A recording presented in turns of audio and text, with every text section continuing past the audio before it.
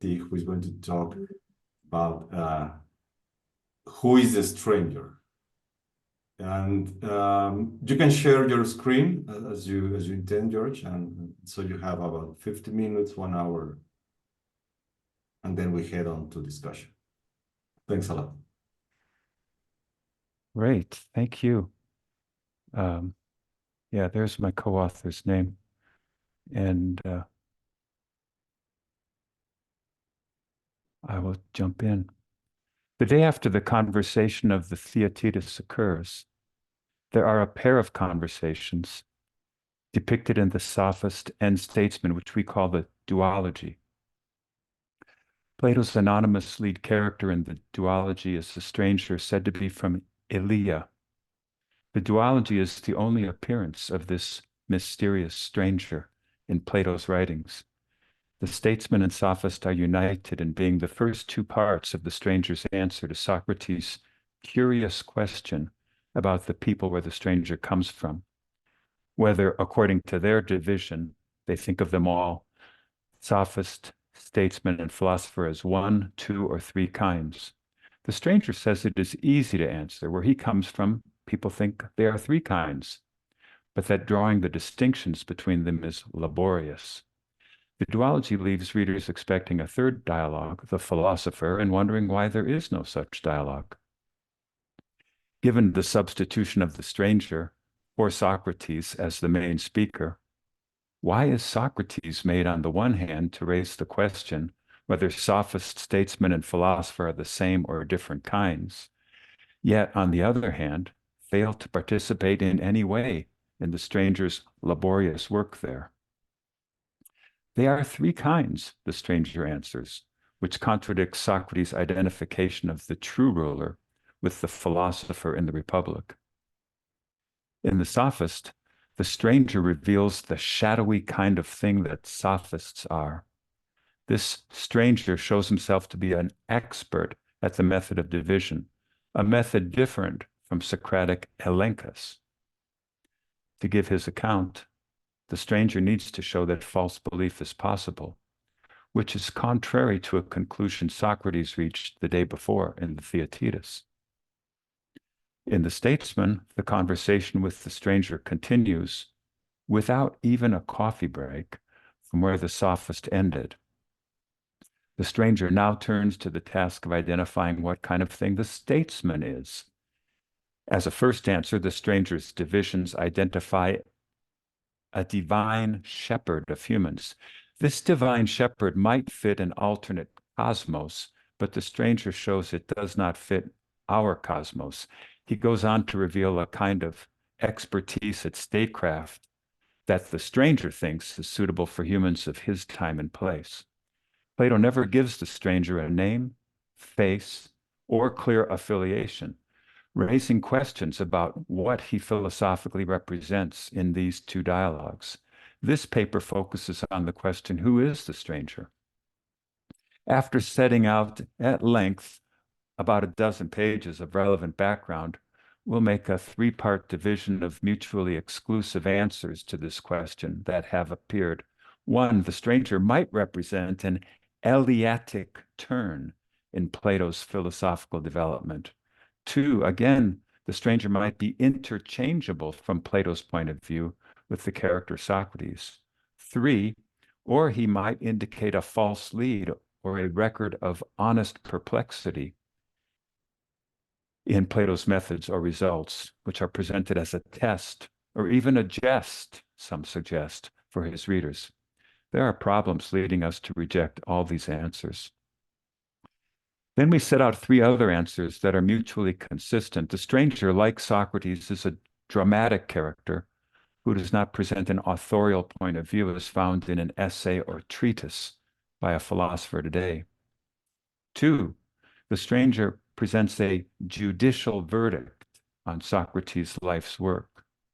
And three, the stranger presents methods and results appropriate for one stage of the audience's pedagogical development, while Socrates in the Philebus is appropriate for a still higher stage. We provisionally conclude that some combination of these three answers with appropriate limits appears to be the best current account of the stranger. I should say that I'm looking forward to this conversation after the talk because I feel we don't have the pieces of this puzzle put together all the way yet, and new perspectives would be eagerly welcomed. Let me begin with a review of the background.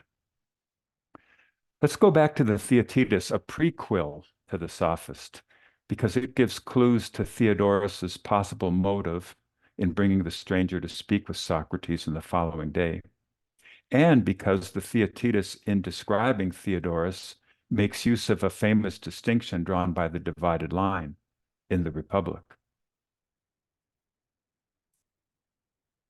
In the Theaetetus, Socrates sets out a plausible account of Protagoras' doctrine. Then, when he says he will test it for falsehood, Theodorus is surprised. But by the gods, speak. How do these things not hold in the way you've just said? The word "ow" in the question is expressing impatience, according to LSJ.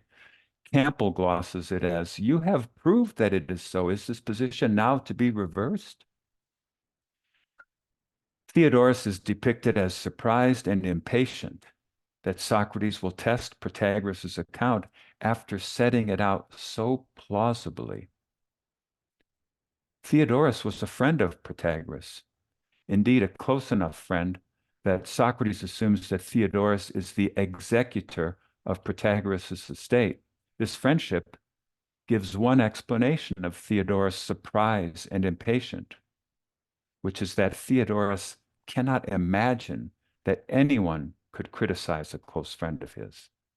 I think it is more charitable to Theodorus to explain his surprise and impatience as connected to his love of the method of geometry. According to the method of geometry, it would be surprising and a waste of time to test a theorem for falsehood after it has been proven.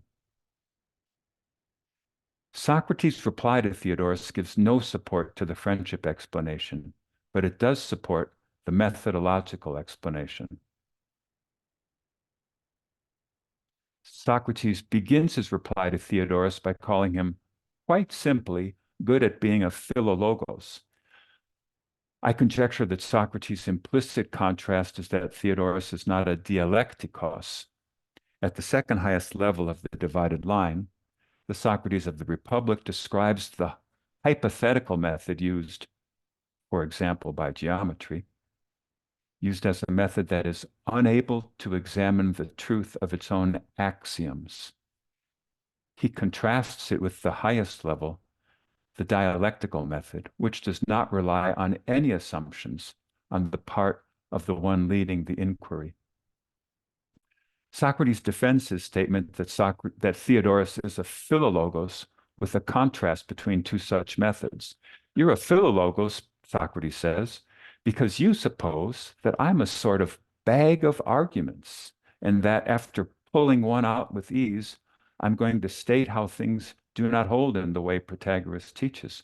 But you do not have in your mind the philosophical method that is happening, because not one of the arguments is coming out from me. Rather, the answers come from the one who is giving answers to me. Reasoning from one's own hypotheses is what geometers do, and is what in general happens at the second highest division of the line. I can contain such arguments within myself as if I were a bag. Reasoning using none of one's own premises at what happens at the highest division of the line.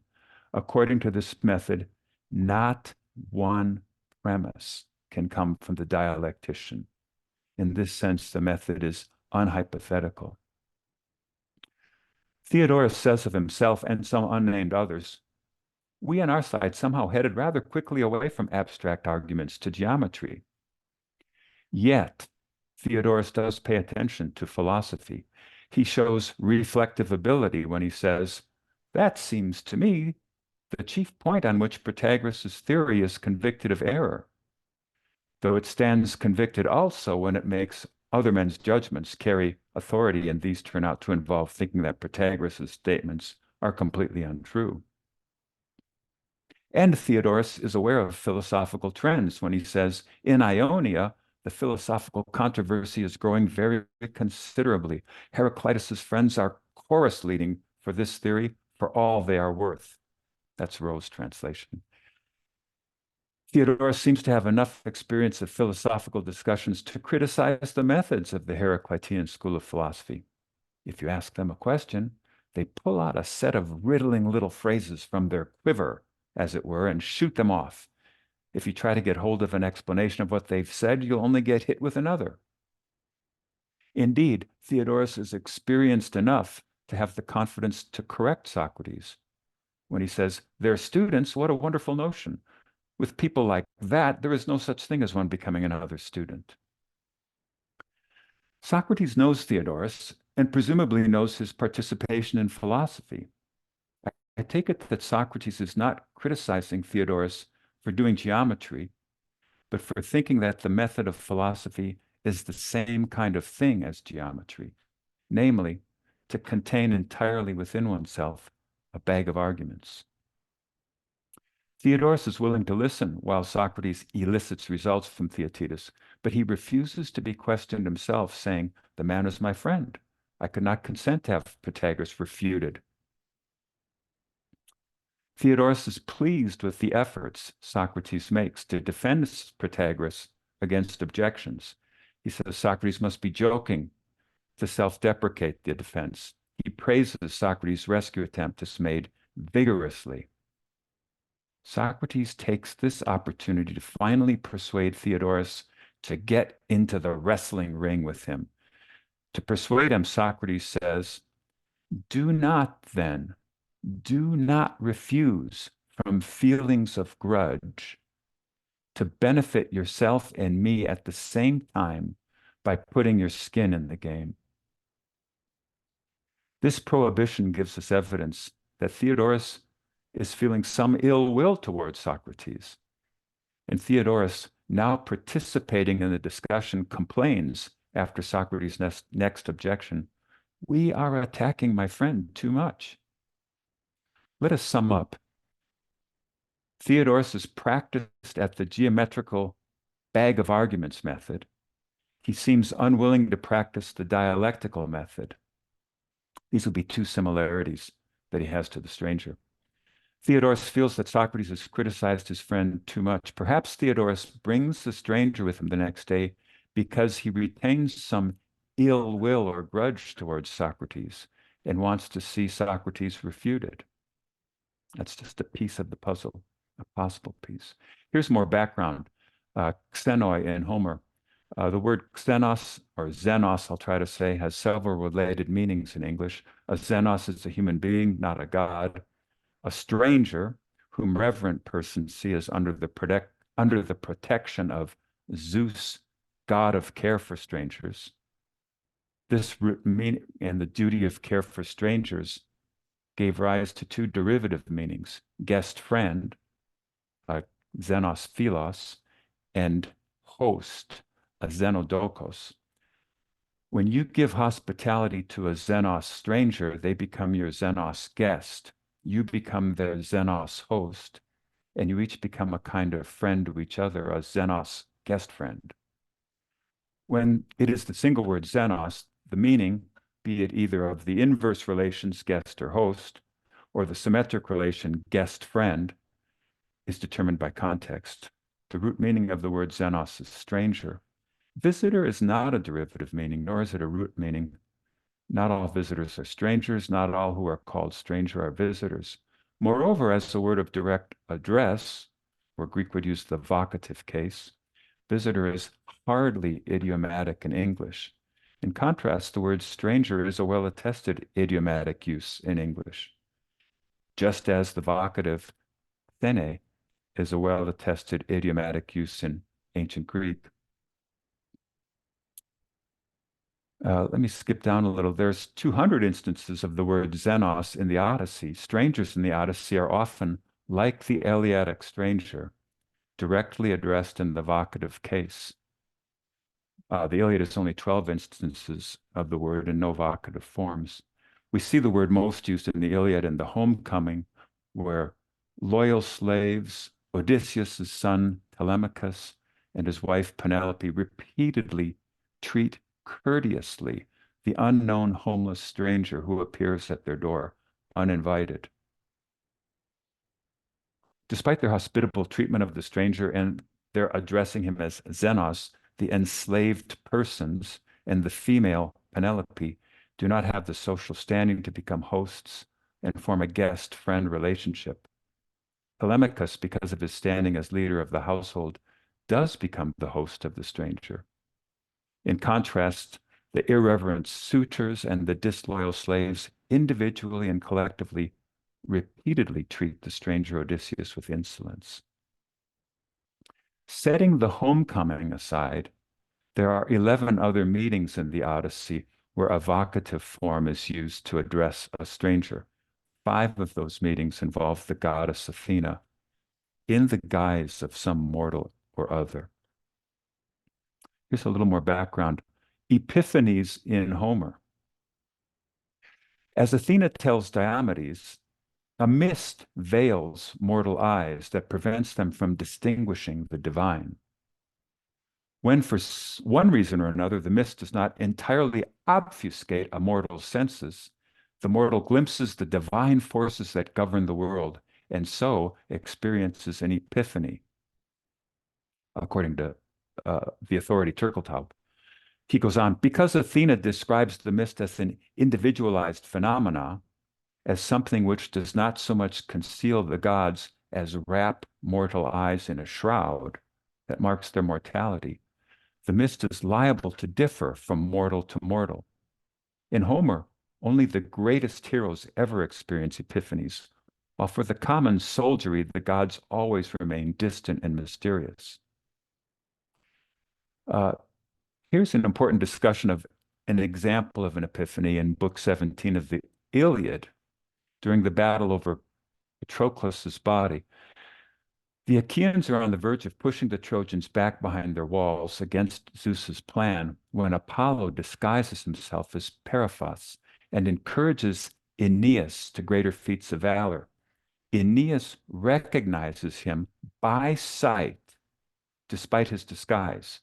This will be my parallel to Socrates recognizing the stranger in a moment. And Aeneas tells Hector of the encounter immediately afterwards.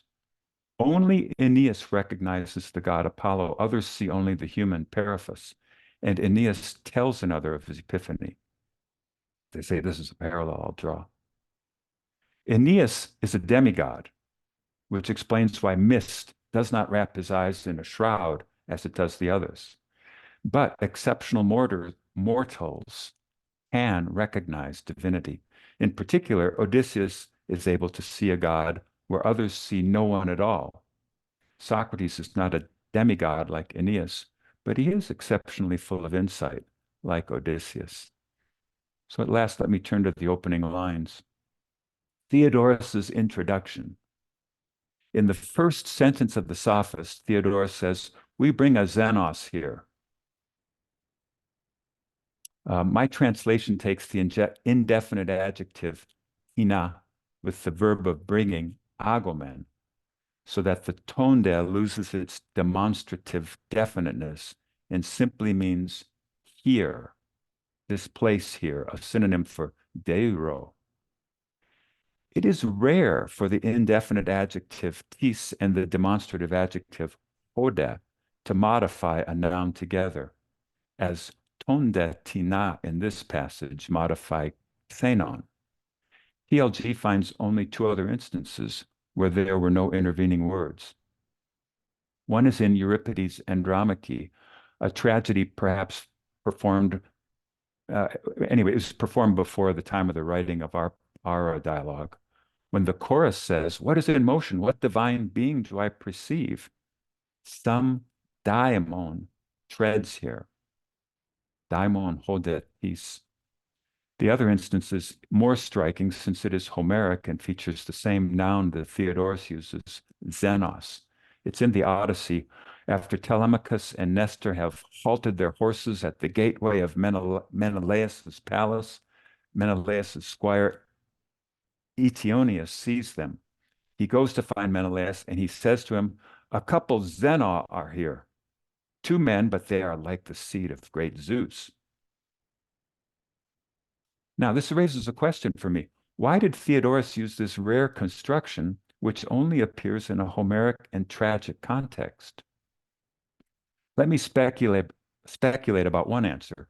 The previous day, Theodorus heard Socrates describe Parmenides, quote, in the words of Homer, to be a man at once inspiring reverence, fear in me. Perhaps Theodorus, using the Homeric construction, is trying to set what he takes to be a tone of suitable importance in introducing the Xenos, who, he is about to say, is from Elea and connected with Parmenides, the mighty philosopher famous for his poem written in Homeric meter. And Socrates is perhaps moved by Theodorus's construction when, in his reply, he refers to Homer. Perhaps Theodorus's unusual collocation, ton de tinaxenon, a xenos here, brought Homer's collocation xena de tinetode, a couple xena here, to the mind of his audience. Just as the plural expression, the courses of true love, brings Shakespeare's singular expression, the course of true love, to the mind of an audience today. Next, let me turn to Socrates' epiphany. The first thing Theodorus says about this stranger is that he is, with respect to his race, from Elea. This speech is the first occurrence of the word genos, race or kind. And this, Edgar, this is the word that preoccupies Fernando and me in our metaphysics of the stranger, a word that will be central to understanding the stranger and his method of division. This description leads Socrates to ask, then, since you describe him as belonging to a human race, did it escape your notice, Theodorus, that you're not leading a guest friend, but rather some god? This question shows it does not escape Socrates' notice that the stranger is a god. In other words, Socrates has just the sort of epiphany that happens to Homeric heroes. We are not sure why translators want to hide the epiphany. For example, Rowe turns one question into 2. Are you sure it's not as in Homer and it's some god you're bringing along, not a foreigner, and you've not noticed? I guess that's 3 questions. White hides the presupposition expressed by the question, are you bringing a god without realizing it? We found in Stahlbaum 1840 a case where a person does not translate, but in a note, Stahlbaum seems to recognize that Socrates' question entails that the stranger is a god. Stahlbaum takes it to be a polite jest. Again, I'm not sure why they want to make this epiphany so mundane in the reading of the text. Socrates follows his question by reminding the audience of something Homer says about gods. Other gods too, but in particular the god of friendship to strangers and visitors, as they accompany human beings who have a share of righteous reverence, these other gods have in view among human beings both their loyalty to and their outrages of divine law. Translations sometimes make it seem that Socrates expresses doubt that the stranger is a god. This is incorrect. Socrates does not show any doubt that the stranger is a god. He says, then maybe he, one of the superior beings, might be accompanying you to observe and refute us who are paltry in arguments, since he is a sort of refuting God. The taxan maybe and the potential optative apply to the purpose of the stranger, which is expressed by the future participles to observe and to refute. The maybe and might do not cast doubt on the fact that the stranger accompanies Theodorus, of course not, nor by the same grammatical token on the circumstances of that accompanying, expressed by the circumstantial participles ontas, we who are, and on, who is. namely that Socrates and company are paltry in arguments, and that the stranger is a god who does some sort of refuting. The stranger's epiphany to Socrates follows the general form of Homeric epiphanies, where a god appears to a chosen one in a company without revealing, he appears to a chosen one in a company without revealing their presence to the others. As reviewed above, Socrates alone recognizes the stranger as a god, while Socrates' less heroic comrades see only a mortal, because the mist of ignorance veils their eyes. This leads to a dramatic, unresolved disagreement about the stranger. Theodorus, in his first response after this speech, replies to Socrates' statement of the stranger's potential purpose. This is not the stranger's direction, Theodorus says. He is more measured than enthusiasts for eristic. Here, Theodorus displays the same attitude he had the day before when Socrates was cross-examining Theaetetus. Theodorus assumes that the only kind of refutation is eristic. The stranger's taxonomy of sophistry later in this dialogue will correct this confusion. Next, Theodorus maintains against Socrates that the stranger is a mere mortal. The man seems to me to be in no way a god, but only divine. In this third piece of evidence, Socrates politely casts doubt upon Theodorus's assertion that the stranger is a human philosopher by saying that the kind of philosopher is in all probability scarcely much easier to discern than that of the god. Real philosophers show up in all sorts of apparitions and haunt cities, looking down from on high on the life of those below. Sometimes they appear as statesmen, sometimes as sophists. Sometimes they seem to be completely mad. Shuffling the three terms, sophist, statesman, and philosopher, the reader might wonder to which kind Socrates belongs and to which the stranger. Socrates takes up a question like this. He asks the stranger, when it's so hard to see what's going on, he asks the stranger the question that will define the rest of the sophist and statesman. To our stranger, he says, I would with pleasure inquire, if it's to his liking, what those in that place,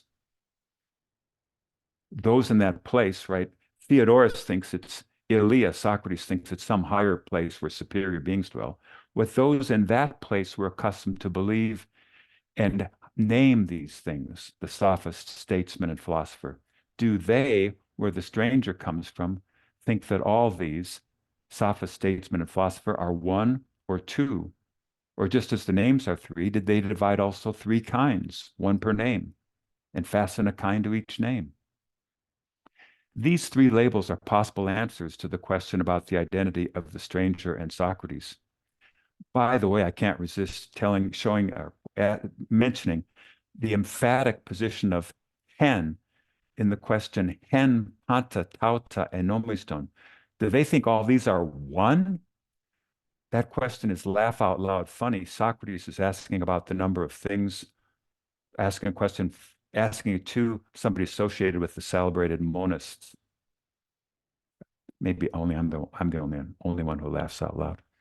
Anyways, at that moment, Theodorus adds another remark that makes it still harder to see what is going on.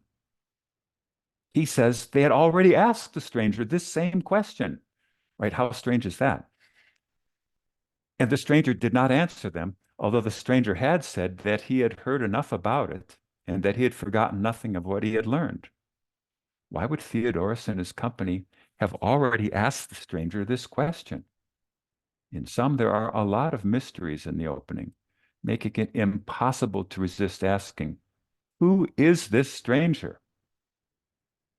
A little more, another clue or another piece to the puzzle, the stranger's relation to the Socrates of the Phaedrus and Philebus. There are no indicators of dramatic setting in the Philebus. Although the way that all sides of the conversation take their setting for granted rules out, for example, that the conversation took place where Socrates was deployed with the army or in prison at the end of his life. Deborah Nails lists the Philebus as being without dramatic date, and certainly there is little information that could lead to a dramatic date. Socrates addresses Protarchus as pi, child, while Protarchus implies Socrates is old. Socrates remarks upon Philebus' style of addressing Protarchus and his friends as paides, the boys, as Philebus calls them, are old enough to be without chaperones, and they seem to use sexual double entendres with reference to Philebus. Accordingly, Protarchus and his friends would be neaniskoi, that is, young men or youths of adult height who show early signs of facial hair. Philebus would be older, but still able to view them as sexual partners, while with Socrates likely to be still older than Philebus, and Socrates doesn't flirt in this dialogue. Unlike the Phaedrus, there is no sexual tension between Socrates and his interlocutor. So this places the dramatic date certainly after the Parmenides, when Socrates was 17, and probably after the Phaedrus, when Socrates was still flirting in his early 50s. But the following evidence suggests a precise dramatic date for the Philebus, the 2 or 3 months before Socrates' death. Here's the evidence. In the Phaedrus, Socrates has a reverential attitude towards masters of dialectic, understood to include the method of collection and division. In the Sophist, when he meets the Eleatic stranger, Socrates is ready to be reverential to him.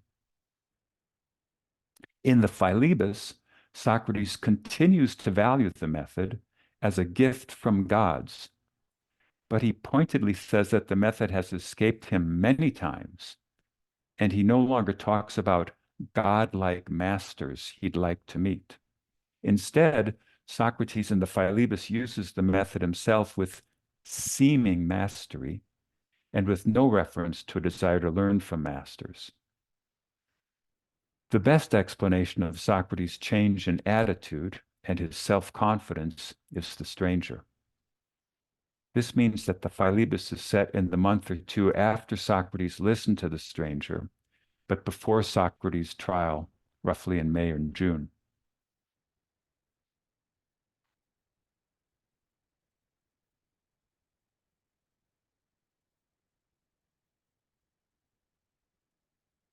I'm going to skip over those details and jump to how he says he's going to pursue experts in the Phaedrus, when he says, if I ever suppose another is able, I pursue him.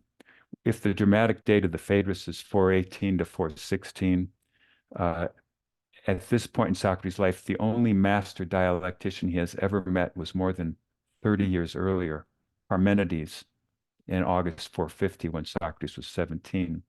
Parmenides gave Socrates a master class of what the narrator calls the arguments that Socrates, Zeno, and Parmenides once produced in dialogue or with dialectic, dialectesan. And Parmenides himself, in the course of the discussion, referred to the power of carrying on a dialogue or the power of dialectic. So Parmenides fits Socrates' description in the Phaedrus as able to look into one and many things that naturally come to be. He gives a masterful exploration of hypotheses about the one and the many.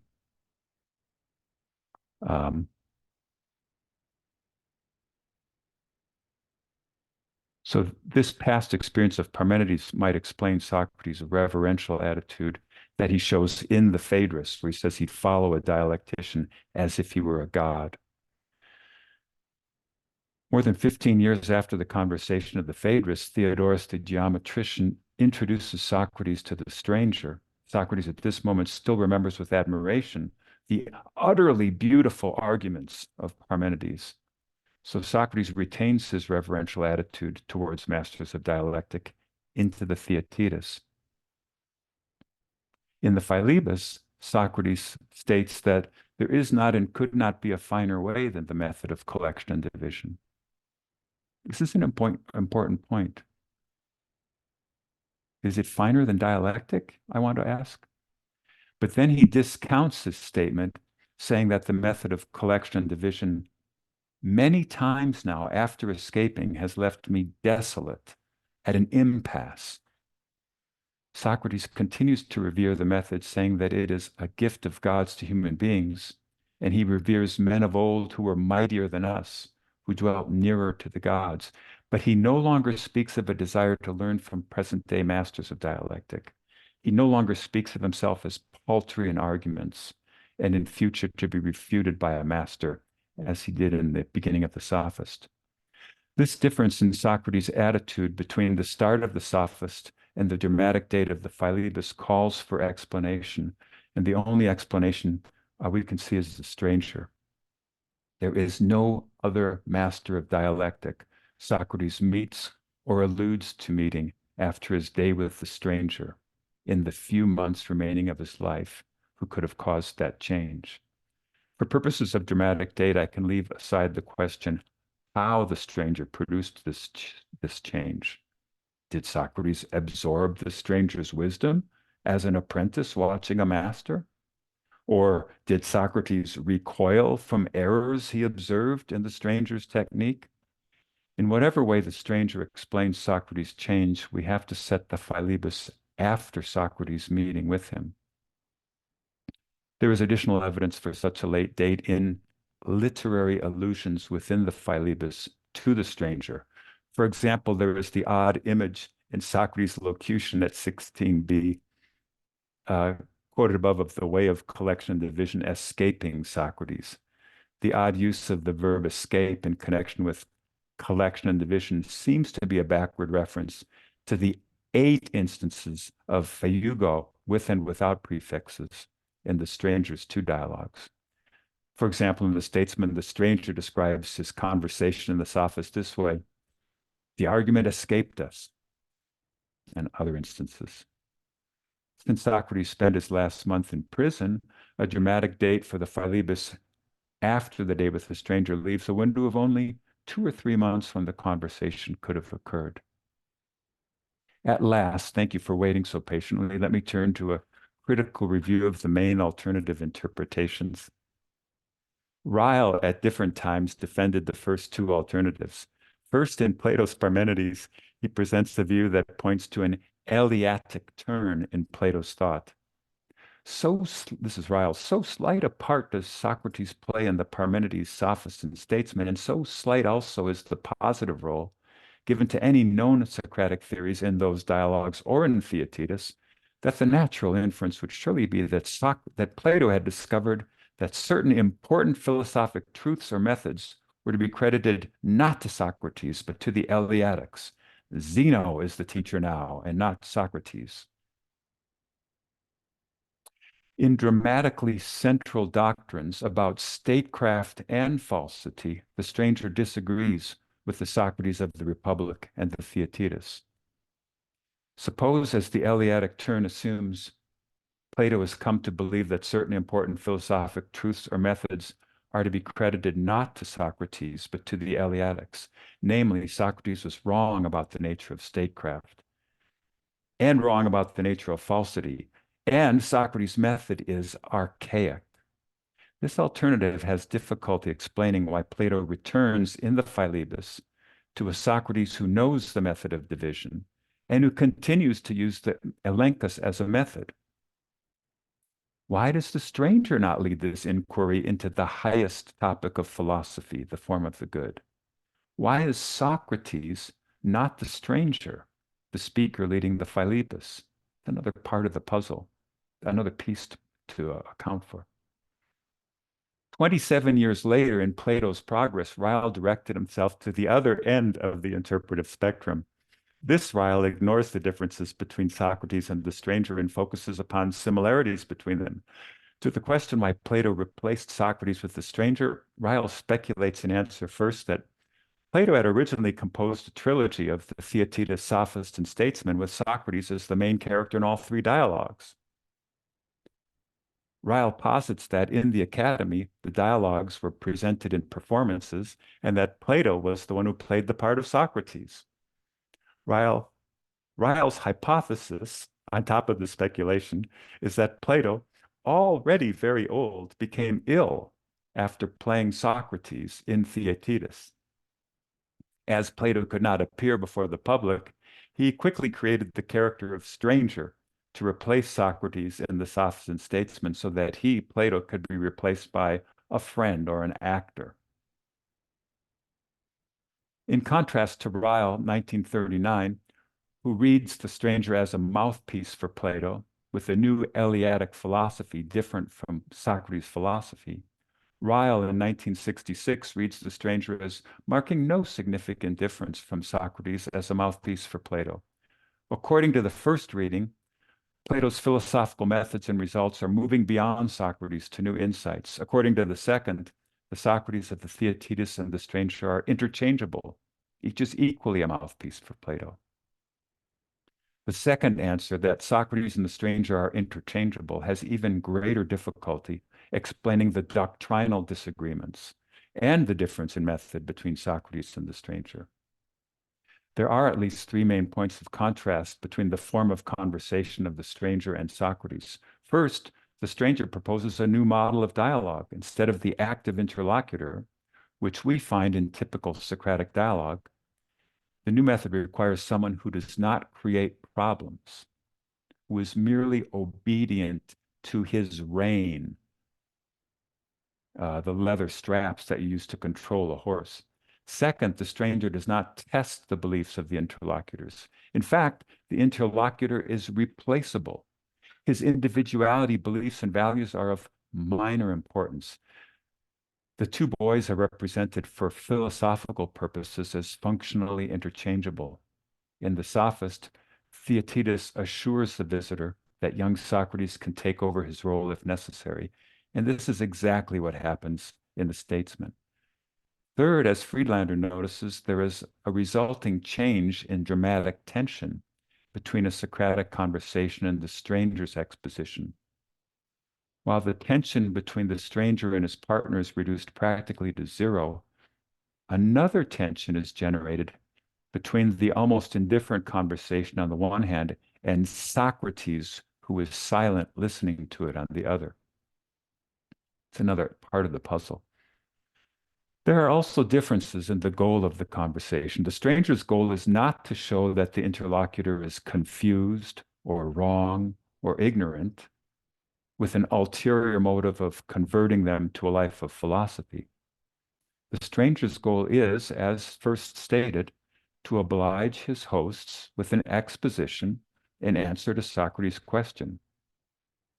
But later in the Sophist, there appears to be another goal, becoming more dialectically skilled.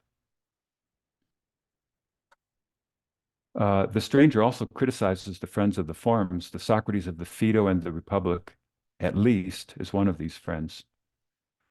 The stranger and Socrates differ in their use of the method of division. Socrates in the Phaedrus calls himself a lover of divisions, but says that he's not an expert or even a beginner. Plato presents the stranger as an expert at division. Another difference is that the stranger uses division to locate a targeted subkind within a larger kind, like angler within the kind expertise.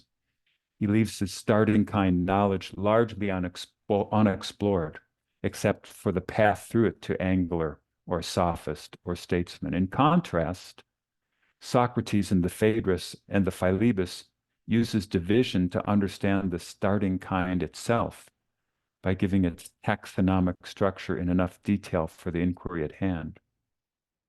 And there is a difference in rhetorical style. While Socrates frequently alludes to poetry, the stranger never does. Maybe there's one exception to that. Many of these differences are on display in Theaetetus, where Plato gives us a captivating, ironic image of Socrates, an image full of vivacity, humor, and existential concerns, and an image of philosophy as maieutic. In a startling counterpoint, in the duology, Plato gives us the faceless figure of the stranger and his value-free or strictly academic method of division. The tension between Socrates and the stranger, in fact, is a dramatic opposition of two archetypes. In light of the stranger's criticism of Father Parmenides, we classify the stranger as a post-Parmenidean archetype. The stranger describes himself as committing a sort of patricide in killing his philosophical father Parmenides when he argues there is more than one being. Likewise, The stranger's signature method of division is post-Parmenidean, in that it supposes that wholes can be divided into parts. The stranger's method is also incompatible with Socrates' philosophical cross-examination, which, as in the Theaetetus and as defined by the stranger, is barren of positive results. So he's in tension with the Socrates of the Theaetetus, although not with the Socrates of the Philebus, where positive results are reached. While the stranger is willing and able to criticize Parmenidean monism, Socrates is not. In the Theaetetus, Socrates refuses to discuss Parmenides' views of the one and immovable on the grounds that he is afraid we might not even understand even what he says, still less should we attain to his real thought. Socrates' silence before the philosophy of the stranger is another seeming case of him declining to discuss. Unlike the Parmenides, Plato constructs the Theaetetus and Sophists to place the Eleatic philosophies in view of Socrates while allowing him to avoid engagement with it. When the study of Plato gained momentum about the beginning of the 19th century, the sophists and statesmen fell into doubt as works written by Plato because of these sorts of differences, which were perceived as dryness of language, lack of dramatic life, and doctrinal differences.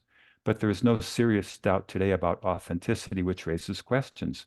Why, after offering his most compelling and attractive image of Socrates in Theaetetus, did Plato replace him with a character so clearly unsocratic in the sophist and the statesman?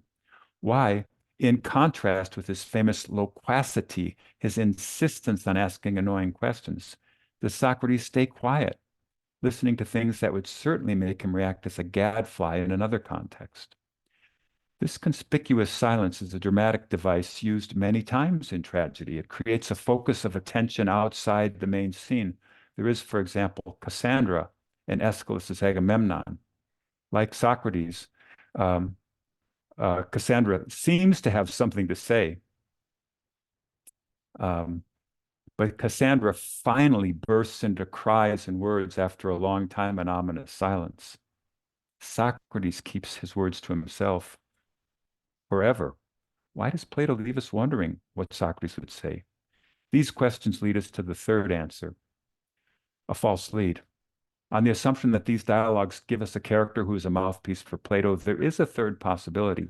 It is not the stranger who, in his two appearances, is a mouthpiece for Plato, but rather silent Socrates observing the conversation, who still represents Plato, who intends the reader either to discount the stranger's methods as poor and his results as false, or to view the stranger's different perspective as a record of perplexity, as if Plato were asking us, who's right here? I don't know, Socrates or the stranger.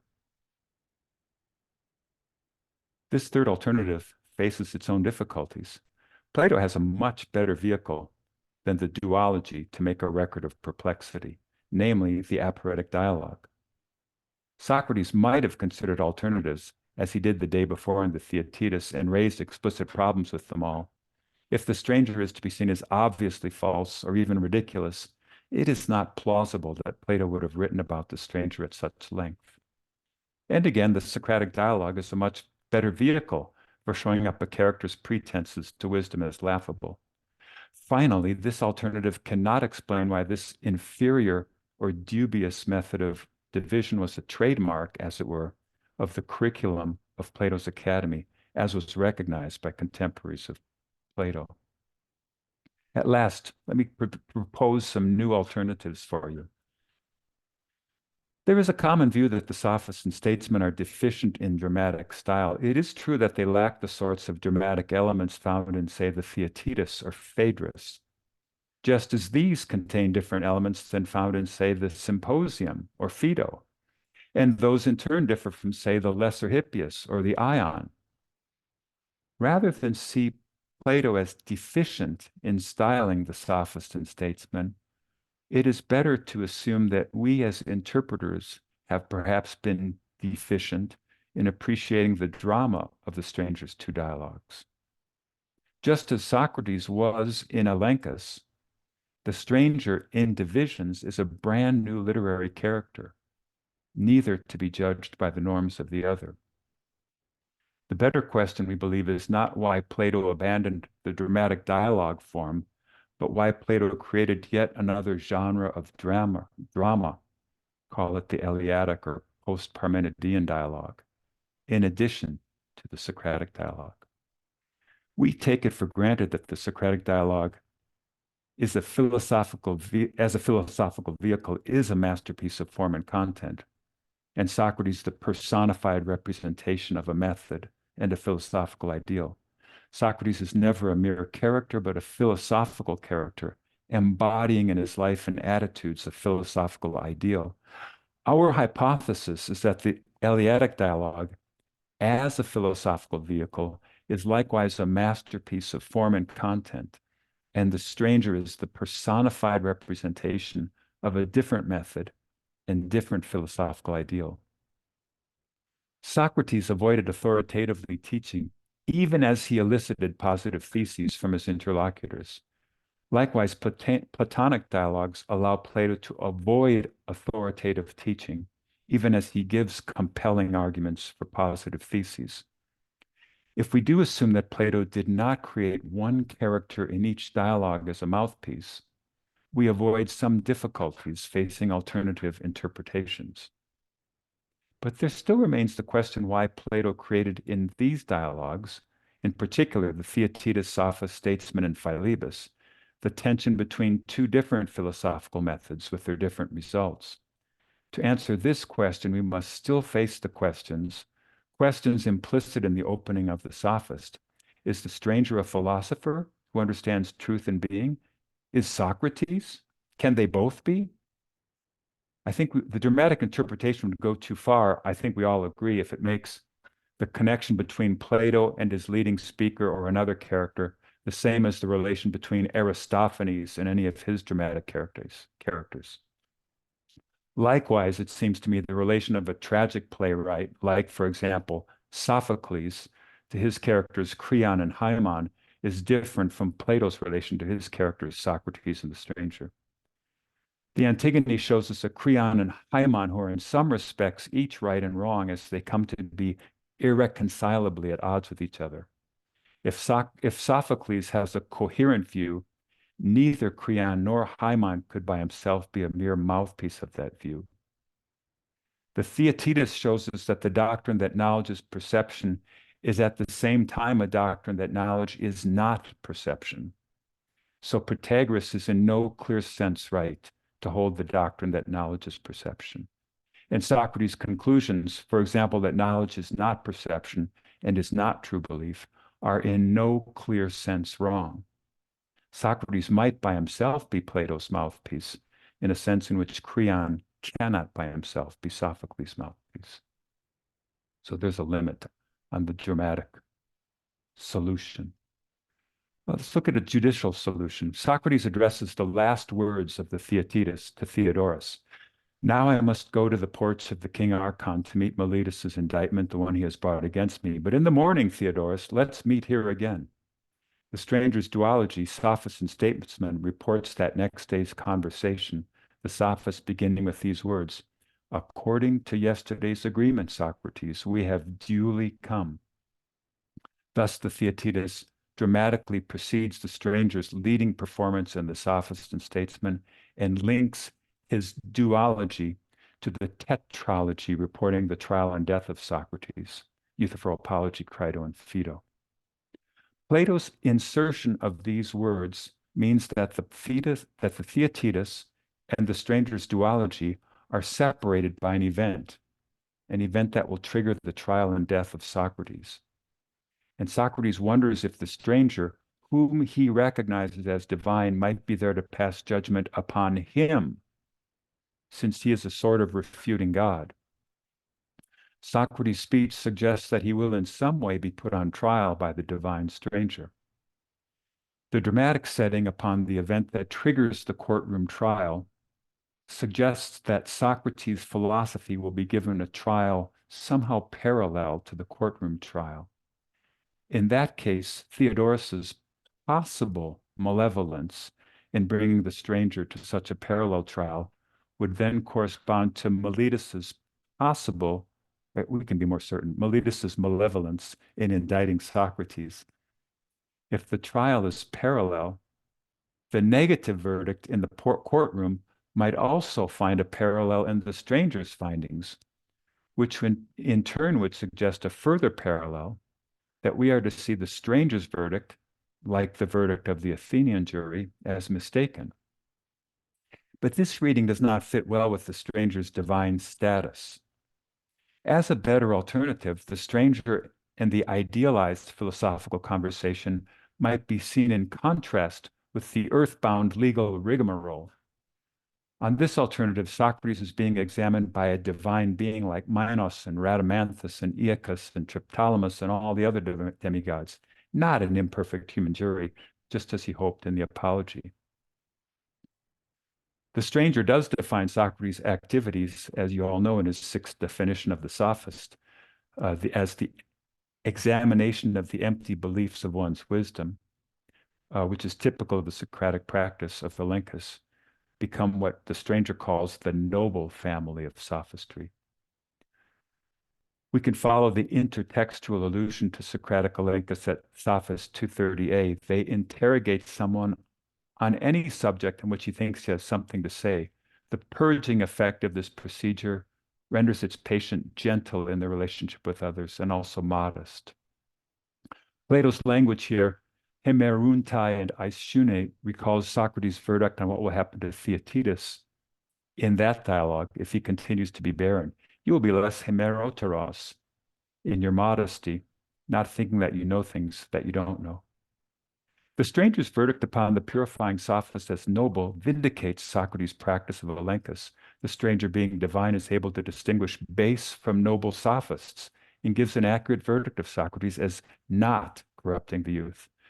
This judicial interpretation takes the stranger to be a divine judge, giving Socrates a correct verdict, in contrast with the incorrect verdict he will receive from his Athenian jurors. But there are problems for this interpretation. The stranger does not appear to venerate the good, as Socrates does in the Republic and Philebus. Rather than posit, like Socrates, the idea of the good as the highest and most fundamental source of both being and intelligibility, the stranger treats being as the most comprehensive kind that can be defined and so understood only as differentiated into same and other. He does not speak of the being of beings or of a source. While Socrates subordinates his inquiries to the practical aim of living well, the stranger appears to have no interest in values of any kind, saying he is interested only in relationships of similarity and dissimilarity, not in matters of better or worse. As he says in this quote, the stranger's method is unable to answer the fundamental question of Socratic philosophical research. What Socrates wanted to receive from Anaxagoras was an answer to the question, why is it best for everything to be as it is? The stranger can't answer. Let me take just a minute to talk about last the pedagogic interpretations, which also go back to Ryle, who used it to explain why the sophist contained an elementary method of division, as well as the dialectical discussion of being, as Ryle sees it. The method of division was to be taught to high school students, according to Ryle. Dialectic was for advanced students.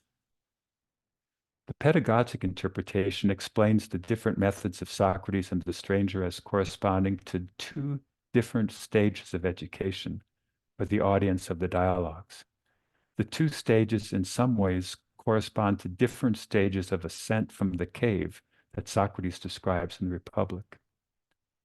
I first defended this thesis in Sylvain de Caminet's seminar, and he's the first one I know to propose this reading. The stranger's purpose is to help Theaetetus to escape the influence of the appearances produced by the sophist and get closer to real being. Del Caminet says, in a passage which cannot but remind one of the myth of the cave, and get closer, and the conception of education which the myth of the cave shows. As I interpret him, the stranger provides instruction at the level when souls, at the very first moment when they emerge from the cave, when with tender eyesight they are only able to look at shadows, and then afterwards at objects themselves. The introductory speeches of the sophists support this account. As shown above, the circumstances in which the stranger appears make it hard for the readers to see clearly anything that's going on. The reader can see nothing certain about the stranger apart from his strangeness. In some ways, the stranger can be mapped onto the ascent of the soul to the intelligible place, and then Socrates of the Philebus will move to an even higher point. The stranger is associated with Theodorus, the lover of the hypothetical method. That belongs to the second highest level. When Socrates asks, the strangers, I established that that's the stranger's method. But the idea is that the stranger is only not using dialectic, but only using methods that will work with the audience that believes the stranger's hypotheses. The stranger leads his audience to view the sophist first. Remember, the shadowy creature. Then the statesman, saving the philosopher for last, which is just the order of pedagogy you would predict that he would use. But the stranger never talks about the philosopher, although he says he's going to. The stranger doesn't need knowledge of the forms of virtue or righteousness to do what he does, as Socrates needs in the Apology. The pedagogical interpretation invalidates Socrates' epiphany. The stranger is a superior being. His role is to make his audience better dialecticians. When they get good enough, they'll be able to look away first from shadows to statesmen, then from statesmen to the good itself, which is what happens in the Philebus. And so the stranger, Socrates, in the Philebus goes back to working dialectically, using the method at the highest segment. The stranger's method only shows Socrates' prowess in a brighter light. Socrates' questions show off their different doctrines. And so the cave, right, we've got this language of seeing shadows most easily first, then images of men, then things themselves, and finally the light of the sun. And this is the pedagogical order where we see the sophist at level 1, statesman at level 2, and finally discussion of being in the Philebus. These levels do not fit perfectly onto the details we find with the stranger. In particular, before doing the shadowy sophist, the stranger does the angler, and he says the angler is easy to see. So there's problems with this view too.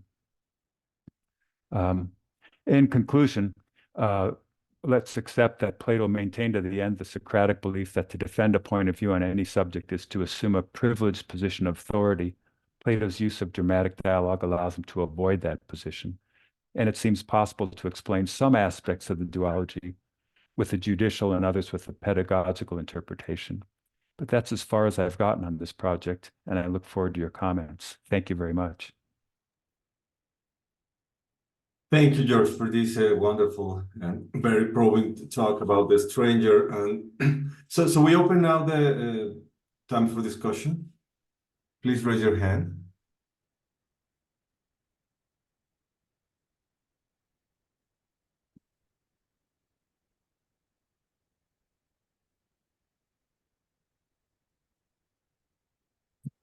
Yes, Teresa. Teresa Padilla. Hello. A ver. Thanks very much, George. It was an excellent talk. Just one small point. You have seen that the majority of English translators of the Sophist, German translators, and French translators have put the Eleatic stranger, and just Christopher Rowe and Nicholas White use the visitor. Do you think that is there a big difference between putting the Eleatic visitor or the Eleatic stranger in your interpretation? Thank you for asking that, Teresa. No, thanks. I'm happy to just use the word xenos, but if you ask me the question, as you've seen in the paper, I think there's good reasons to prefer stranger, the visitor. But there is no any sort of influence if you say there is a visitor who is here, than if you say there is Eleatic stranger here. Oh, yes. So there's something to do with visitor versus stranger. A visitor means he's been brought by invitation. And that's in fact true of the stranger. Theodorus did invite him. The stranger doesn't show up the way Odysseus shows up at the door, uninvited. So there's something to be said for visitor.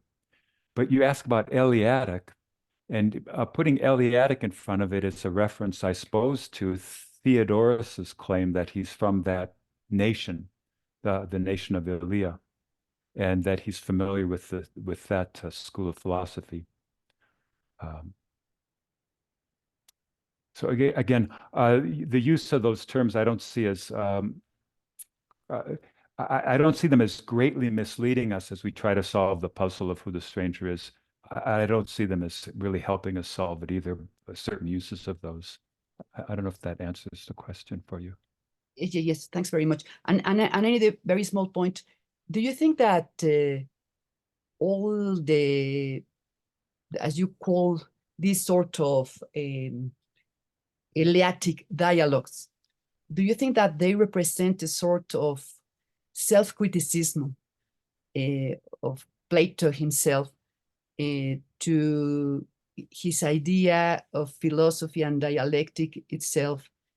Above all, when he's included in a new part of dialectic, all the process of the collection and division, do you think that that he is trying to show a new, at least a new phase of dialectic, because it is not just the Eleatic process, but at the same time a sort of historical dialectic and a sort of self-criticism to Plato himself? I absolutely agree that he's exemplifying a new method and perhaps new doctrines in the duology, but I don't think we need to take it as a self-criticism, and that's the part of the puzzle I'm working on. You could see if it's part of a pedagogy of development for your students. At one point, you'll teach them one doctrine, Aristotle on the virtues, perhaps. And then at a different level, when they're more advanced, you might raise the Socratic paradoxes and explain why virtue is really all just one, it's knowledge.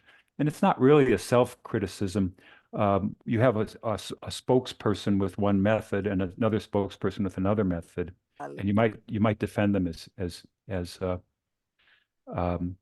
just appropriate for different stages of development. Okay, thank you very much, and congratulations, George. It was excellent. Thank you. Thank you, Tere. Ricardo? Well, thank you. I have one group of questions. They have to do with the Eleatic interpretation, which is the first interpretation where you reject in this group of three interpretations that you describe as inconsistent with one another. So, I mean, just a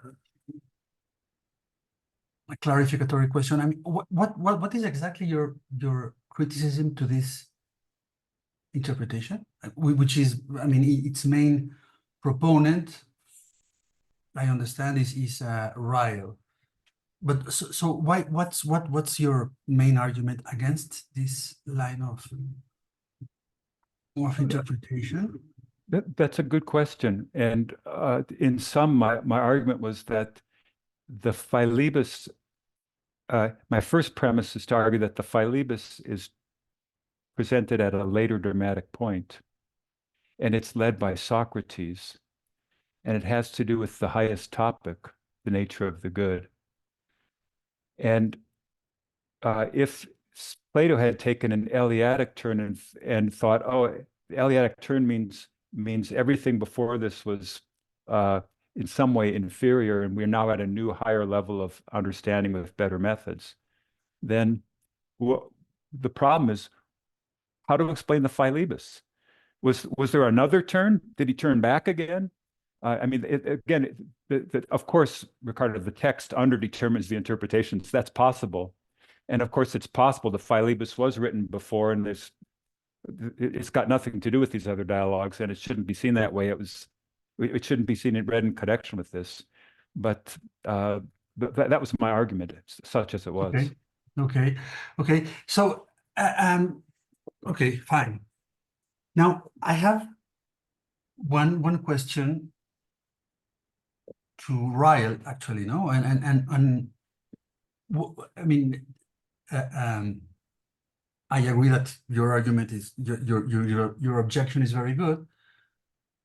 But what does Ryle mean by an Eleatic turn in Plato's thought? Because I mean, does he mean that Plato at some point came to believe a set of theses that belong to Eleaticism, and no, and I mean, is the idea that he became a kind of Eleatic, and that he became convinced of the truth of the philosophy of Parmenides and Zeno of Elea? I mean, is somehow, of course, no. I mean, he's Plato. He's not an Eleatic, but I suppose that this is the idea, no? I mean, it's not that he became an Eleatic, but that he came to be convinced of certain theses that are proper of Eleaticism. So, I mean, is that the idea? And because you can raise the question of whether the position of Parmenides in the dialogue, the character of, no, you can raise the question of whether the position of this Parmenides is Eleatic at all. No, I mean, for example, in the second part of the Parmenides, no, when there is this exposition of the deductions, I mean, how is that Eleatic in any sense? No, so, and what is Eleatic in the criticism of the theory of forms in the first part of the Parmenides? No, so I mean, one question that Ryle would have to address is, and I suppose that he does address it, is what is Eleatic about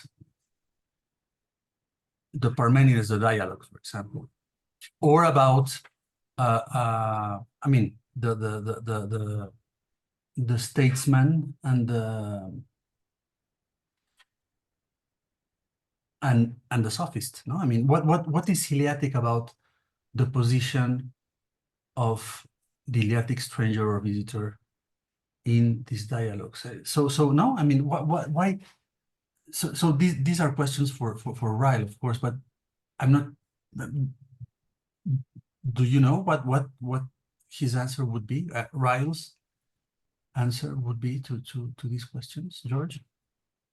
That's a very interesting question. I've made a note of what you said, Ricardo, because you were very patient as an audience. It took me so long to set out all the pieces of the puzzle that I see, and the exact account of the Parmenides who is featured in that dialogue by Plato, and his relation to Parmenides, and his relation to the Parmenides referred to in the Theaetetus, Father Parmenides, the great monist, whose thought is beyond us. Those are all parts of the puzzle that I need to think about more. So I thank you for that. As to what Ryle would say, I'm kind of agreeing with you in criticizing Ryle. I like the idea, right? It's hard not to laugh when Ryle speculates about becoming ill at the academy and having to bring in another actor and quickly renaming, right? There's so much speculation there. But I'm speculating so heavily myself on the basis of underdetermined evidence in the text.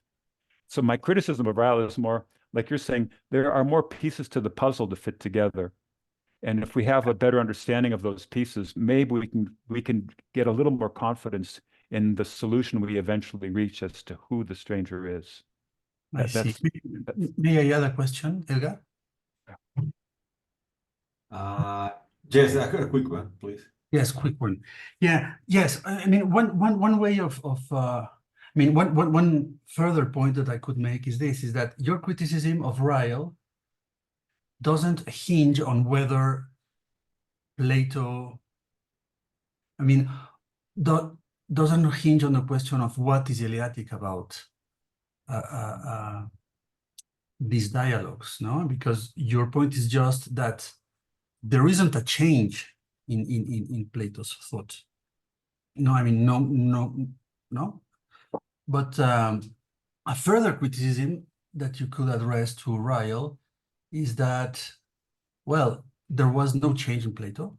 And in addition, this change, if there was one, was not towards Eleaticism because there is nothing Eleatic about the Parmenides, the sophist, or the statesman. No, I mean, these are two criticisms that you can, I mean, that complement one another. No? Yeah, thank you. That the word I would use is those dialogues are post-Parmenidean rather than Parmenidean, and that's for Fernando and it's his term, and I endorse it. Thank you. Okay, thanks a lot, William.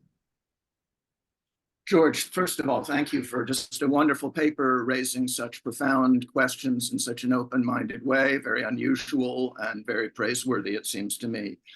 I'd like to point out very briefly 5 areas that I'd like you to think about. First of all, pegging onto Maria Teresa's original question, I think you have to give more thought to whether it's criticism of Plato, especially because of the Friends of the Forms passage. In other words, if you're not going to say that there's self-criticism of Plato, then you're going to have to say the Friends of the Form are not Plato, and you're going to have to give an argument to that effect. One of the things I loved about your paper was your emphasis on the Theaetetus. You didn't try to turn it into a trilogy. You used the word duology and referred to Theaetetus as a prequel, which I think is exactly accurate.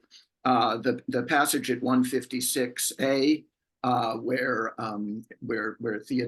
Socrates describes the Compsoteroi Protagoreans in a manner that's very similar to the argument that the stranger will use against the Friends of the Forms, I think would be very useful. Second, the question of the stranger and divinity. Since Socrates is very emphatic in the apology about his being an anthropine Sophia, that your explanation on the basis of the word order of the Tina Xenon, that Socrates really thinks he's a god, I think is pretty flaccid myself. Socrates is famously ironic, and I don't think the stranger is a god, nor do I think that Socrates thinks that he is one, and that given the anthropine Sophia of the Apology, we've got a really good reason for not taking seriously a point of view, which may in fact be the stranger's point of view. After all, the myth is required for derailing the divine shepherd, which is this first instinct, and of course in the laws, you're going to get a heavy emphasis on whether it's a god or a man. So if you're really going to go down that God route, you've got to bring laws into it, it seems to me. Third, I'd like to really thank you for the judicial thing, because the key factor, it seems to me, is that you insert Euthyphro in between Theaetetus and Sophist as you do. The problem is that the moment you do that and you use the word tetralogy, is that the apology of Socrates is exactly where the missing philosopher is not.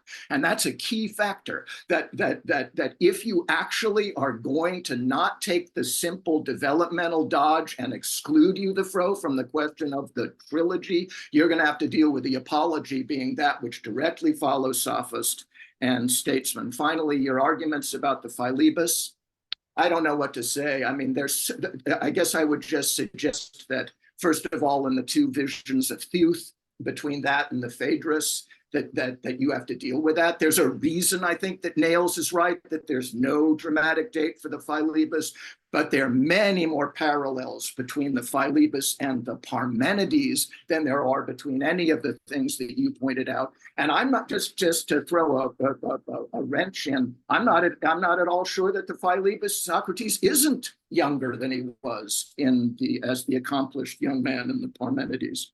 Finally, you mentioned Ryle a lot. You didn't mention any proponents of the view that it's a test and that it's a jagged opposition. I've tried to champion that point of view in all of my writings. I'd like to just respond to one of the ways you rejected that, two of the ways actually. One was that you claimed, and you used the word obviously when you said, well, the stranger isn't saying anything, it's not obviously false. I completely agree. If the stranger was saying things that were obviously false, it wouldn't be a test. And finally, your easy equation that Plato himself practiced the method of division. Your source there is the comic poet Epicrates. In other words, that this is a view that's being ridiculed by an Athenian audience, which to my mind suggests and strengthens the test hypothesis. But with these criticisms aside, George, for raising the question, thank you. Thank you. Excellent paper, a real delight. I haven't written so much in response to a paper in years. Thank you. Thank you, William. I've taken a lot of notes about what you've said, and I've got them in front of me. I hope maybe I'll get to revisit them, but I'd like to let out some other people ask questions.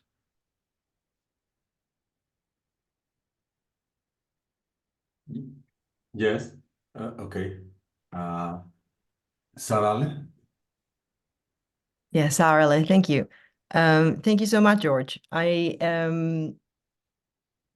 This actually relates to the issue, the question, the first question about Ryle, I suppose, but not so directly. I mean, so if I remember correctly, what sort of Ryle is excited about is the shift to what he called the topic neutral, right, in the sophist, and so.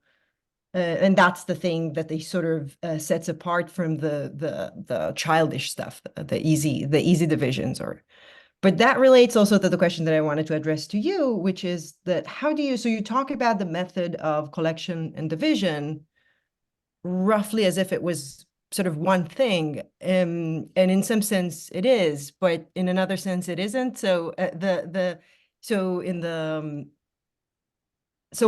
alongside things like the easy division of the angler, and in general what we could sort of classify as divisions that are, so to speak, within the categorematic, right? So we're kind of classifying species and everything that sort of falls into kinds in that way. So this is what we see in the statesman and in the easy divisions in the including the division of the sophist in the sophist, right? So there's that. But then there's this other thing. So arguably, I mean, in some sense, the discussion of the greatest kinds is also a kind of spoken of as this, we're doing something to do, something Eleatic to do with a division and collection of some sort with these five. And similarly, in the Philebus, we have the discussion of the limit, unlimited, and that is also presented as a kind of application or extension or something that analogously has to do with the method of collecting. That always strikes me as something quite different. And in terms of Ryle, that's the thing he likes, as opposed to the boring taxonomies, right? So, and that's sort of not something that you addressed. And this is something that Socrates is not interested in.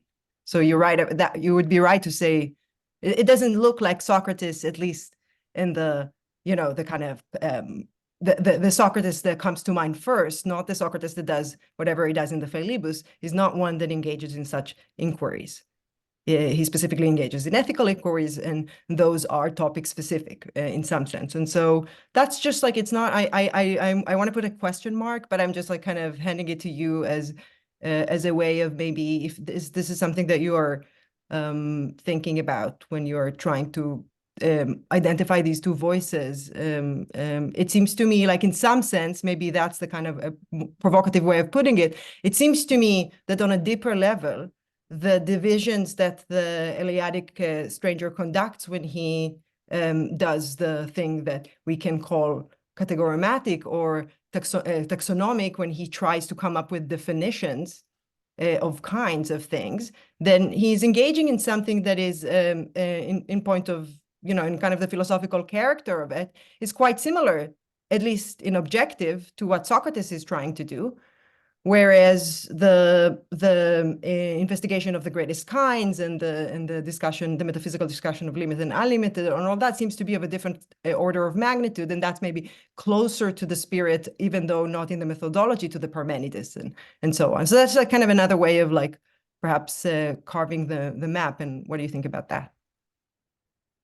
Well, again, thank you.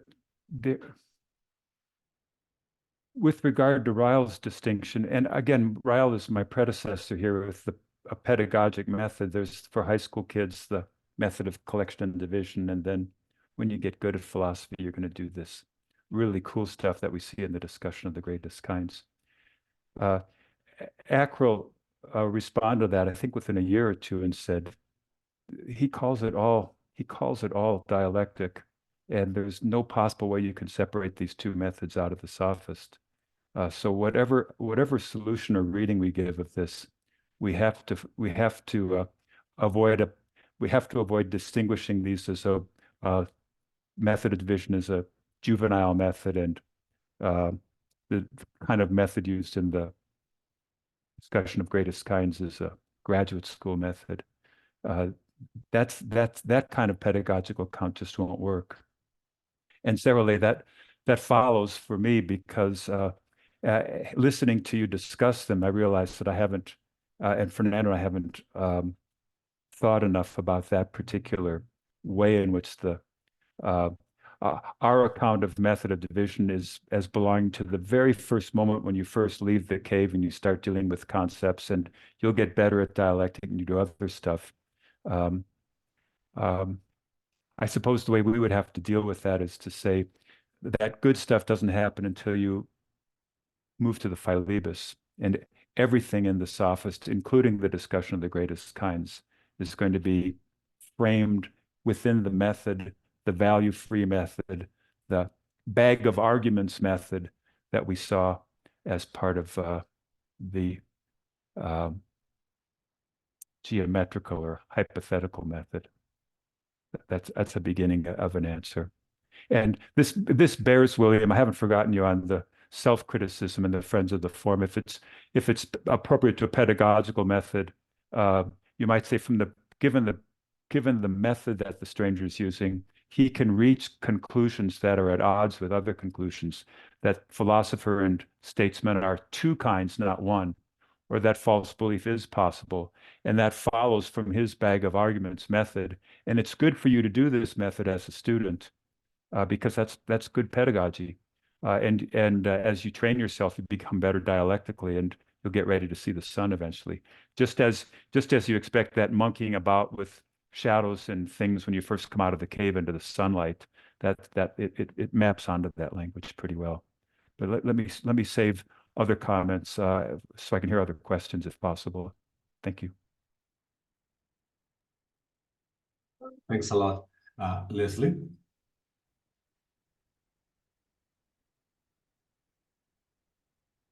Oh, you need to unmute, Leslie.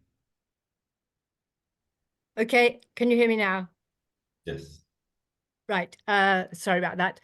Yes, can I echo, well, everyone's thanks, but William's in particular. It was a really, really rich paper, and there was so much in it, it'll take a long time to digest. So my point is just really quite a small one, and it relates to something you said right at the beginning, and actually something you said again just now, about the treatment of false belief, or we could add false statement.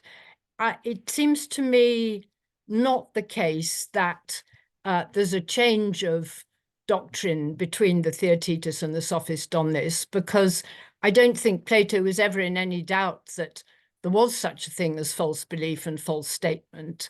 And indeed, in the Theaetetus, Socrates says to Theaetetus, you know, we say that people are have false beliefs all the time, don't we? And Theaetetus says yes. So the thing about the Theaetetus is it puts forward aporiae about false belief, which don't get solved, or maybe, you know, if you take certain views, they do get solved, but you have to kind of read into it.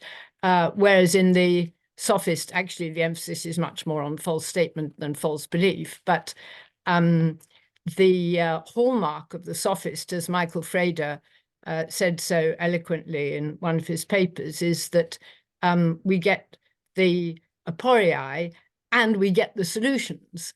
So it seems to me not that there's any kind of change of doctrine on that matter, or indeed, I'm not sure on any matter between the Theaetetus and the Sophist, but the hallmark to the Sophist is that it solves problems that were at least ostensibly left open, e.g. in the Theaetetus and other dialogues as well. But I don't think Plato represents Socrates as ever doubting there's such a thing as false belief, just not being able to account for it.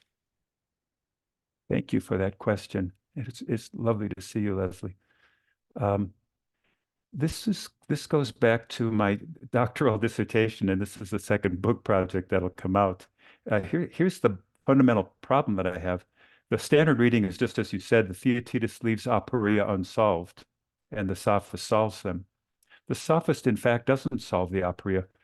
The Theaetetus raises two aporia, the problem of other thinking and the problem of not being. The Sophist only deals with not being. It never even addresses the first one. So that's a kind of problem I have with the standard reading.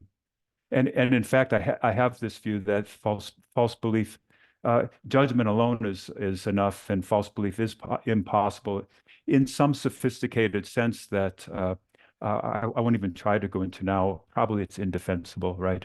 But in any case, that's the problem I have with that standard reading. Well, I absolutely agree with you that the problem, how can we believe a falsehood, isn't addressed and certainly isn't solved in the Sophist.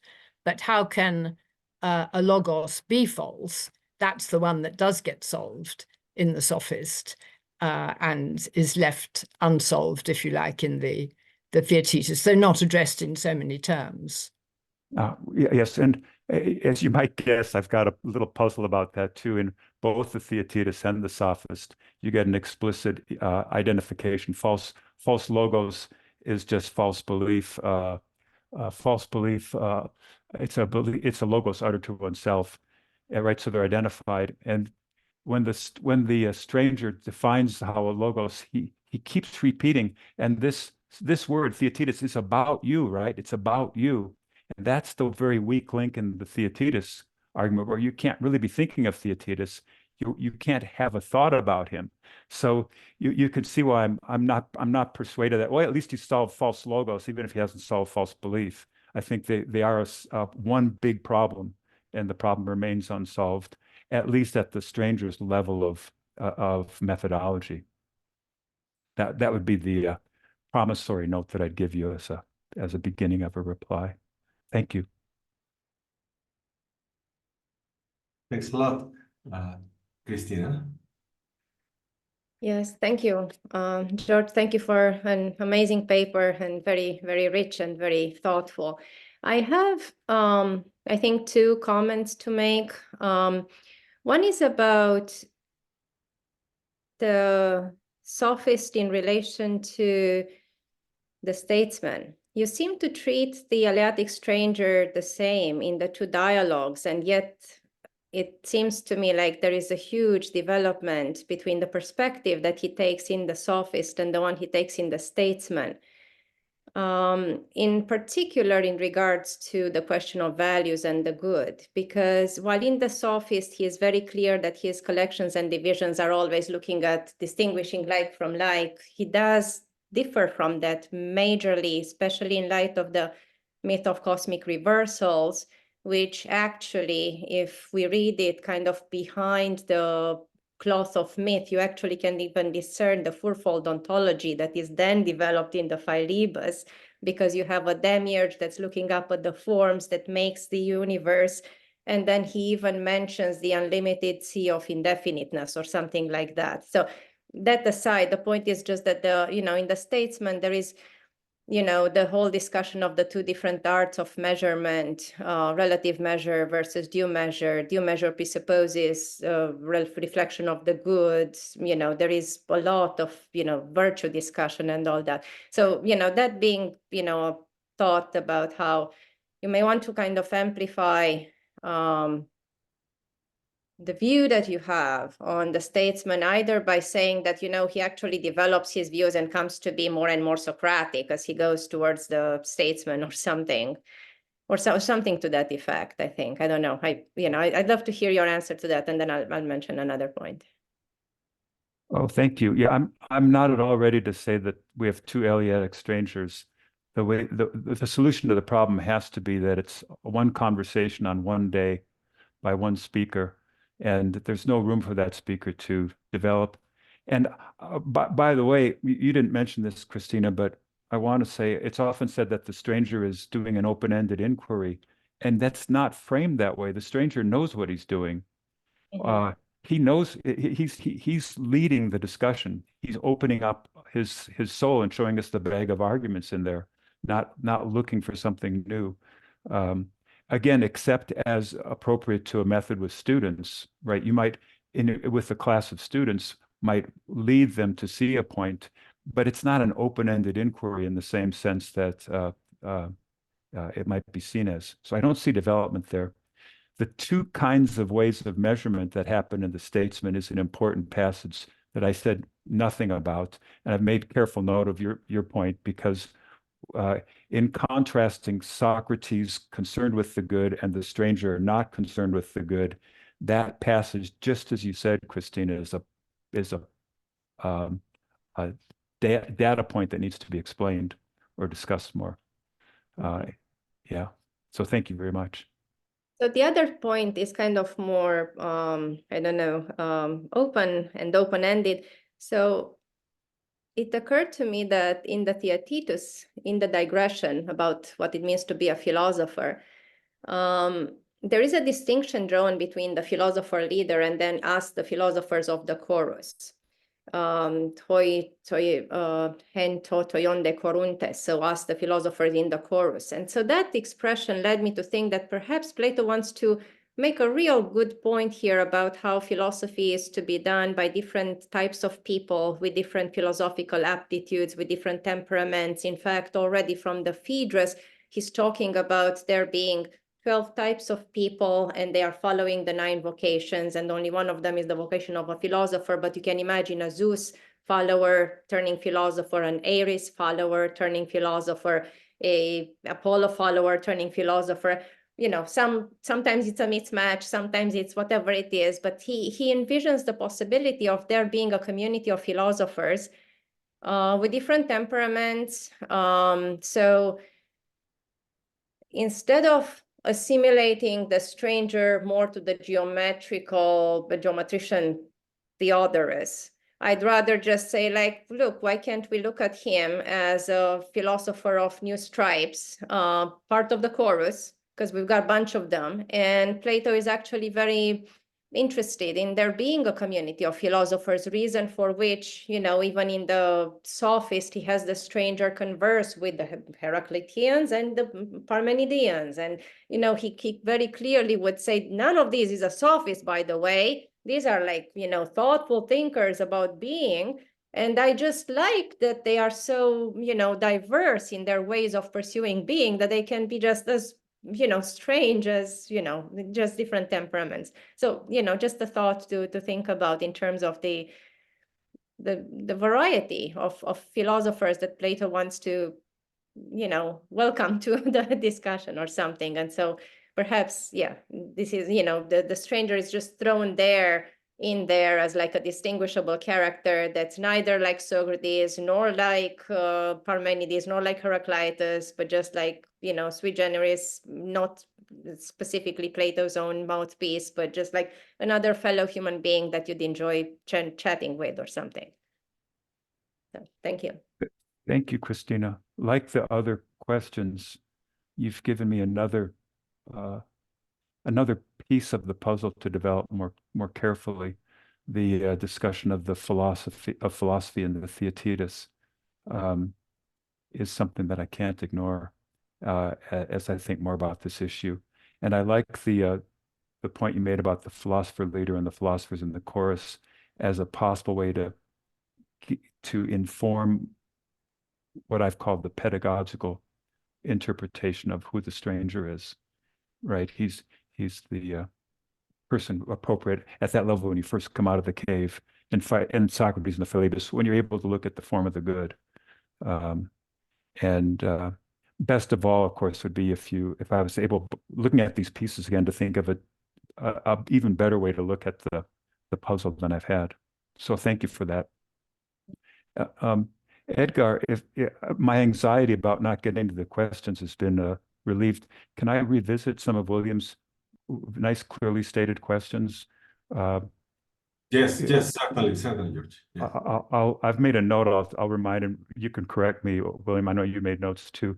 I spoke a little to the passage of so-called critical passages, like the Friends of the Forms, William, and you can add to that list, right? The possible disagreement about false belief with the Theaetetus, the likely disagreement with the Republican Socrates about how many kinds are philosopher and statesman, the possible disagreement with the Socrates of the Phaedrus about how many kinds are the true rhetorician and the philosopher, right? So there's lots of disagreements there. Whether it has to be self-critical, those disagreements, that's the point I'm trying to escape. I'm trying to avoid with my pedagogical reading. But to the question about my taking seriously that Socrates has had an epiphany at the start of the Sophist, you're quite right to say that's one way and one way only of reading the text. There are other ways, and they don't depend on mistranslations. Stahlbaum, in my own opinion, I agree, is reading it correctly, and he says it's got to be a joke, right? So that point's as well taken. Your point about the Euthyphro, I also have to accept, William. The Euthyphro is part of the last days of Socrates, and it has to be part of the account. I don't see it affecting my overall project if I had stuck in the Euthyphro there. I don't know why I left it out. It should be a quintology instead of a tetralogy. I don't know. So thank you for that reminder. You saw deep similarities between the Philebus and the Parmenides, and that is an echo of Ricardo's point too. He was also asking about the Parmenides, and I'm just going to learn from both of you and say, yeah, I need to think more about the Parmenides as part of this project. And before hearing from this discussion, I didn't see the necessity or the way it could help me to do it, and I thank you both for helping me do that. It's nice you're in the audience. I didn't mention those who see the statesman as clearly, the stranger is clearly meant to be a kind of a joke that we're supposed to see. Again, yeah, I dismissed that view very quickly at the end, and there's more to be said in its defense. That's certainly true. About Epicrates' relation as a comic, he's making a comic reference to it in a comedy about some kind of division. I take that, and I'm not alone in this, as evidence that it was well known to the audience that the method of division was going on in Plato's Academy. And that to me seems presupposed by that comic passage, and not a problematic way. So it also sees that people were scratching their heads about it. Why did Plato think that was such a cool thing? Because it's so easy to make fun of. But you know, likewise, Plato's famous lecture on the good left people scratching their heads too. So much for that one. So yeah, thank you. Those are you gave me a bunch of clear topics, clear questions, and I'm glad I was able to take them. I'd like to give you a chance for a follow-up on any one or so that Yeah. you'd like. Well, thanks a lot for that chance. First of all, just something that Christina said by bringing up the digression. I think that's extremely important because you talked about the interchangeability of interlocutors. And that, of course, is a characteristic of the digression philosopher, that he doesn't care whether the guy's an Athenian or not, which is exactly how you can see that the philosopher of the digression is not Socrates. And since Christina and Dr. McKean are both in the audience, these are two brilliant scholars that I have had very interesting back and forth with on exactly this point, with both on the Statesman and Christina's written about this in a really interesting way, in which we were in a panel together, and also Dr. McKean, another panel that might be of some interest to you. On the epiphany thing, I just wanted to say, I meant to say earlier, is that you referenced the Diomedes passage in Homer as, you know, Plato. Well, not everybody agrees that Plato wrote the Alcibiades Minor.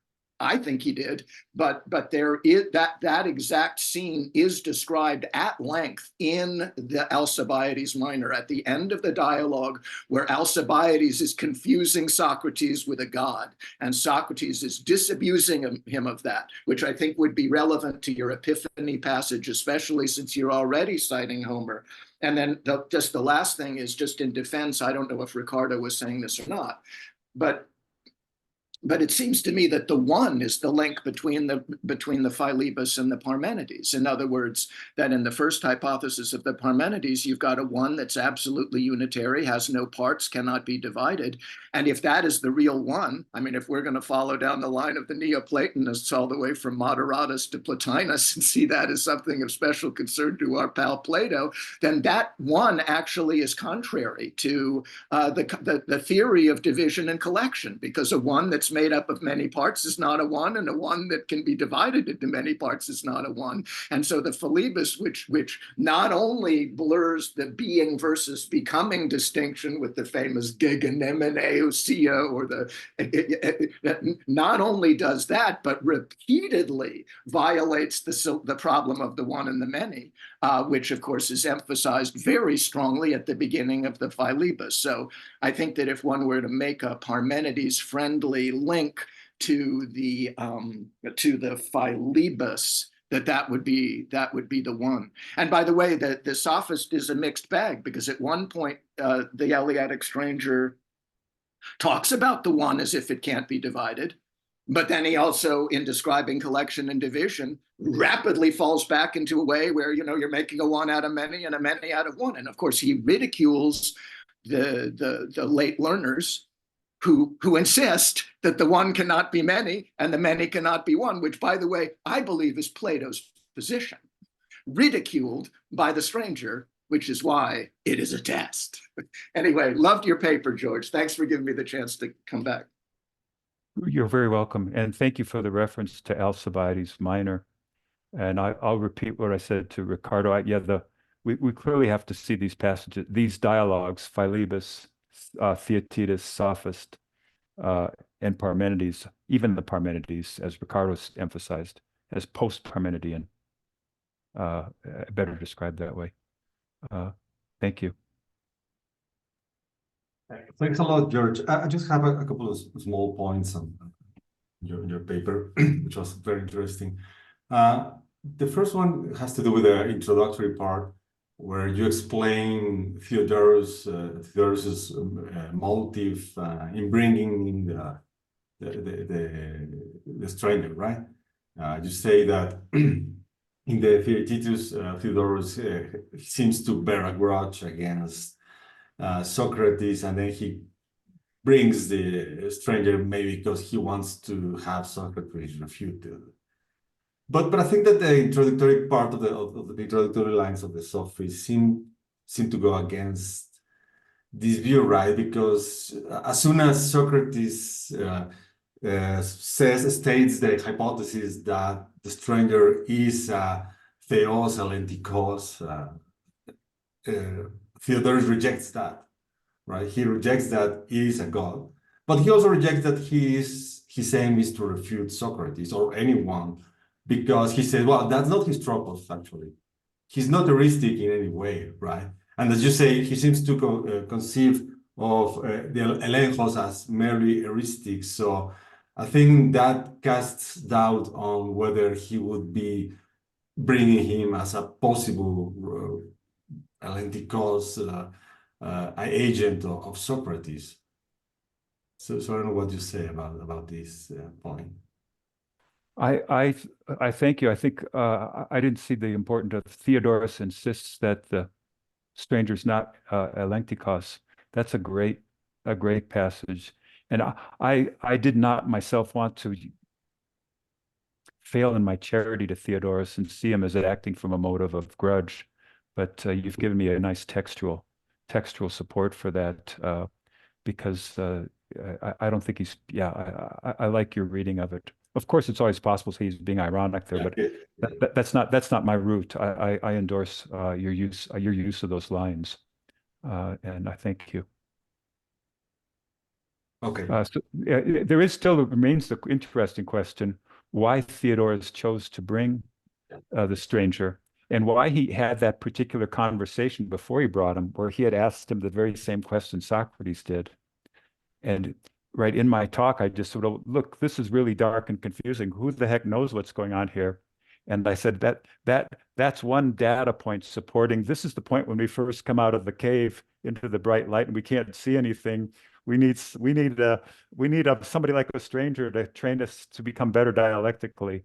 But there might be more to make of those opening lines, and that right, there might be a more substantial solution to that problem, that question. What reason did Theodorus have for having that earlier conversation, and why did Plato choose to put that text into this dialogue?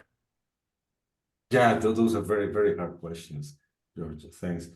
Yes, and the other point had to do with the second answer to the who is the stranger, right? Because you say, well, he may be introducing like a judicial verdict on Socrates' life and work, that kind of thing. Because that reminded me of this sort of interpretation that sees the Theaetetus as also doing a similar thing, right? Like David Sedley's interpretation, which sees the Theaetetus as some kind of homage to Socrates and a recreation of his method and some sort of a second apology, and that kind of thing. And I'm just worried about the differences, right? Because in the Theaetetus, there is a prologue where it is, it is very carefully developed in order to show or suggest that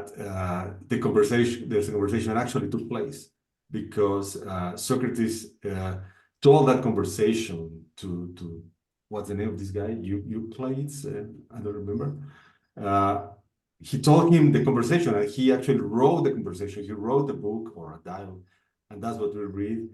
And then the slave reads the dialogue, right? So that's all the introduction here to tell us that it's actually Socrates. So we're talking about the real Socrates in a way.